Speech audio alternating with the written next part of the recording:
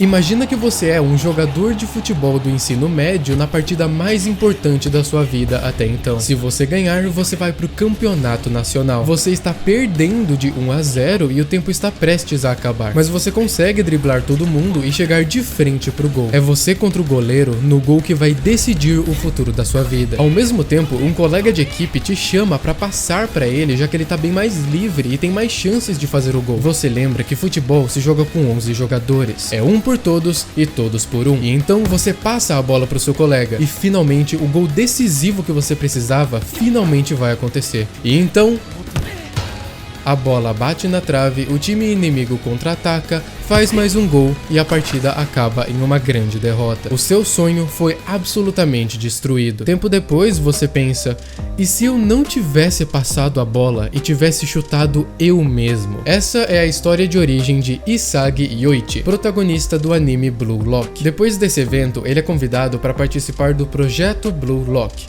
que reacordou seu sonho de vida de se tornar o melhor atacante do mundo. Um tema recorrente no anime é o egoísmo. Lembrando da derrota do Isagi, ele perdeu porque escolheu a opção mais lógica, passar para o seu colega que estava mais livre. O que Blue Lock quer criar é um atacante tão egoísta e confiante em si mesmo que, naquela situação, por exemplo, teria chutado por si mesmo e feito o gol. O Isagi, pelo que parece, tem sentimentos mistos sobre essa filosofia. Por um lado, ele descobre logo no começo do anime que pode ter um monstro egoísta dentro de si, prestes a ser acordado e brilhar em Blue Lock. Por outro lado, no calor do momento, na hora que ele de novo se encontra de frente pro gol, o primeiro instinto dele é passar a bola em vez de chutar por si mesmo. Só que nesse caso, ele parece ter tido alguma metavisão na hora que de fato foi a base para esse passe. Foi totalmente automático e inconsciente, mas é fato que alguma percepção rolou. Daqui a pouco eu vou me aprofundar mais nesse quesito. Nisso ele pensa, será que ele não serve para ser um atacante? O ego Jinpachi parece colocar o egoísmo como uma espécie de virtude que o Isagi não consegue se alinhar direito. Porém, rapidamente fica claro que o Isagi não é um peso morto no time, porque apesar de faltar habilidade, físico e técnica dele no geral, a mente dele que é seu verdadeiro forte. Ele sendo um INFJ, por sua natureza, será muito mais orientado à intelectualidade. E é meio raro a gente ver pessoas desse tipo no futebol, por exemplo. E é exatamente isso que torna o Isagi um personagem tão único e diferente de todos os outros. Arquetipicamente, gosto de entender o INFJ como um revelador e interpretador de mistérios. Ele pondera profundamente sobre questões essenciais e compartilha a sua visão para as pessoas. O engraçado é que é exatamente isso que o Isagi faz logo no início do anime. O ego Jinpachi, de vez em quando, dá algumas dicas e pistas para vencer as partidas de forma bem abstrata, como a de que eles devem transformar o 0 em 1. É o Isagi o primeiro que abertamente revela ter entendido as implicações por trás das mensagens subliminares do ego e explicou para todos de forma lógica e coerente. E para virarmos um time de verdade, precisamos que nossos egos entrem em atrito com o outro. Apesar do Isagi entender o ponto do desempenho individual e do papel do egoísmo como atacante, parece muito mais natural para ele pensar no oposto: formação, tática e estratégias de organização coletiva para vencer. Porém, o ponto central do Isagi e sua maior arma são suas visões intuitivas pessoais que de alguma forma parecem saber como tudo vai se desdobrar. Enquanto tá todo mundo se organizando em posição porque vai ser cobrado um escanteio, tá lá o INFJ tendo um devaneio, brisando no meio do nada porque sentiu que viu uma sombra fantasmagórica atrás dele, ou o que quer que seja esse pressentimento. Ele passa muito tempo nas partidas refletindo sobre o que fazer em vez de simplesmente fazer. E de alguma forma esses pressentimentos dele parecem sempre estar corretos. As sensações estranhas dele conseguem de alguma maneira traçar quais lugares estão mais perigosos no campo, e de fato ele salvou seu time diversas vezes com isso. O episódio 4 se chama Premonição e Intuição exatamente por isso. É assim que de alguma forma ele sai correndo instintivamente para um canto específico que ele achava que a bola ia parar, para então fazer um golaço. Isso ele então nomeia de faro do gol, como se ele pudesse sentir as melhores oportunidades de fazer um gol. Depois ele conversa com o Tigre, que nomeia essa percepção de inteligência espacial elevada. Ele faz a seguinte analogia: a maioria das pessoas pessoas julgam a situação do jogo só com sua própria visão de campo. Só que o Isagi, às vezes, de alguma forma, joga como se conseguisse ver e entender o campo gigante inteiro, como se fosse um deus olhando o campo de cima. E bem, certamente essa é uma das maneiras de entender essa percepção. Isso vem da atitude geralmente holística do INFJ, ou seja, seu objetivo e foco sempre está em compreender o todo. Em vez de entender as coisas em suas partes separadas, ele entende como tudo pode ser unificado em uma única coisa que explica tudo, porque na visão dele tudo está entrelaçado e interconectado. Ele quer ver o campo como simplesmente é e enxergar seus pontos fortes e fracos mais sublimes em cada momento específico, entendendo os jogadores, a bola e todo o resto não como peças individuais, mas como um único sistema holístico, como um todo. Dessa forma, como ele mesmo coloca,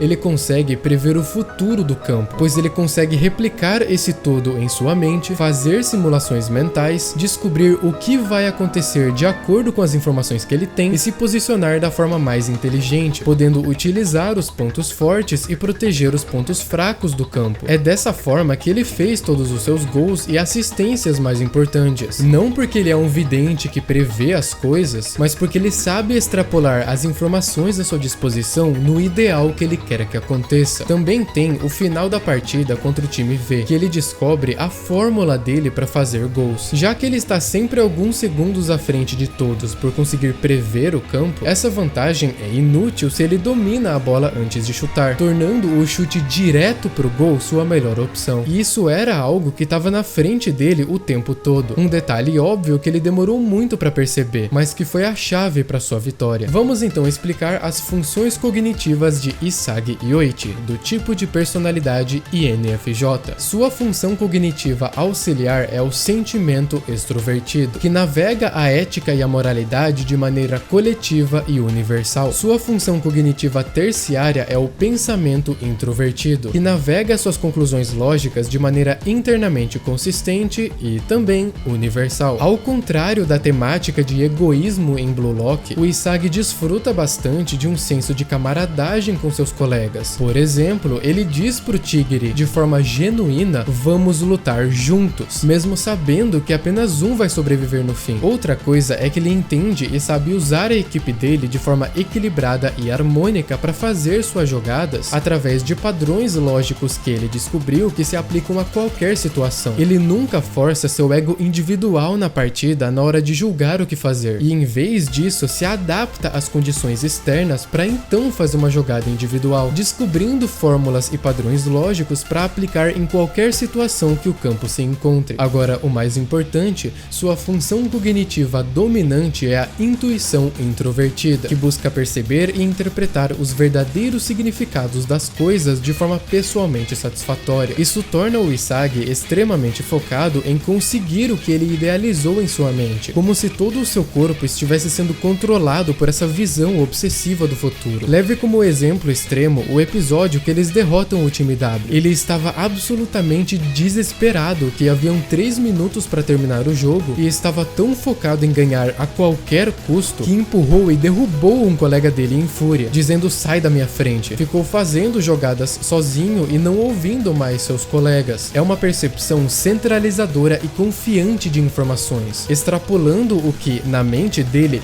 vai acontecer, seja isso pro bem ou pro mal. Sua função cognitiva inferior é a sensação extrovertida, que é reprimida e afundada no inconsciente. Uma alta confiança nas suas interpretações das informações exige uma confiança nas informações brutas que você obteve. Só que no caso do Isagi, a realidade objetiva em si é inconsciente, e é por isso, por exemplo, que é tão difícil que ele descubra de onde veio suas visões, que na verdade sempre vem de uma observação direta da realidade. Comente aí embaixo que personagens você querem que eu investigue sua personalidade e dê uma olhada na nossa campanha do Apoia-se. Tem várias recompensas, um grupo para vocês conversarem e muitas outras coisas. Muito obrigado aos apoiadores deste projeto por manterem meu canal vivo. Não se esqueça de curtir, se inscrever e compartilhar para os seus amigos.